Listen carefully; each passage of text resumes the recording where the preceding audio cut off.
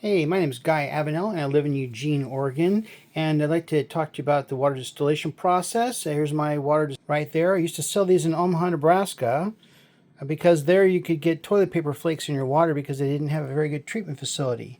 Here's my water heater. I've got it tapped into it. You can see right there that goes along through this water filter, which is good because if you don't have a water filter, you become the filter. And it taps into the back. What it's got is a boiling chamber inside here. And when it fills it with water, or there's a water need, the float drops and it turns on.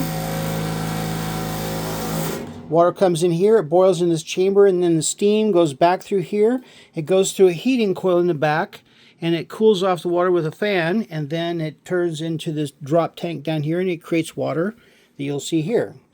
So let me show you what this does. Taking my demo here. Here we have 3 jars of water and a totally dissolved solid meter. And this is a Christmas tree light bulb in a tube that's plugged into the wall back there. And what it does is if you put it into water, you'll see that inside the tube, the contacts are associated, they're separated. So if you put this into tap water or distilled water first, the light doesn't come on.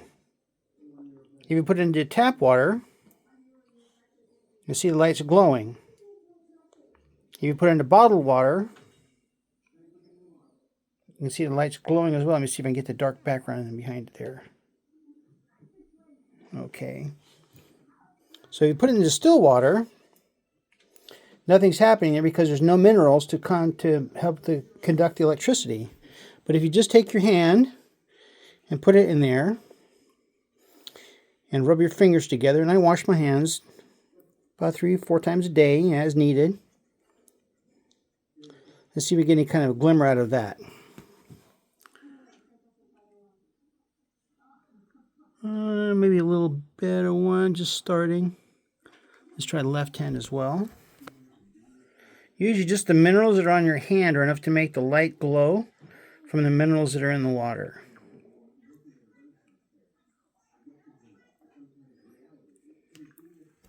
See what happens.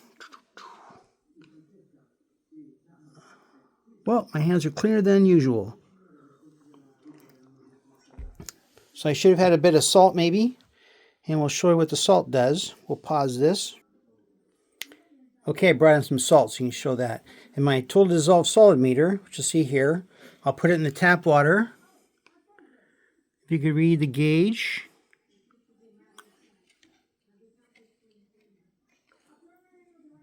In the distilled water that I've already put my fingers in.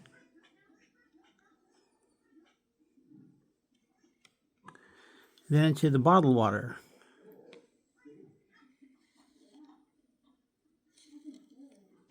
Now just add a little bit of salt to the distilled water.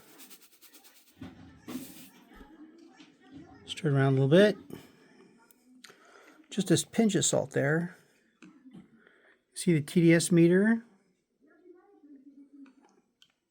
Now let's put the light in. And now see how much difference that is? That's just from salt.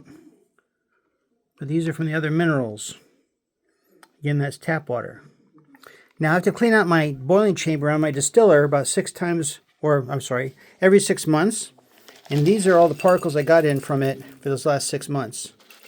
So this is 2 people drinking the water that's coming out of that from Eugene Water Electric Board. Get some of the chunks here.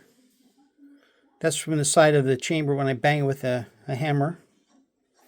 And when I contacted Eugene Water Electric Board, they tested my sample and they told me, I had to call them, but they told me that this is coming from my side of the meter. So it's my pipes in my house from 1963 that have been producing this type of shale or pumice, whatever it might be, for the last 20 years that I've been in the home.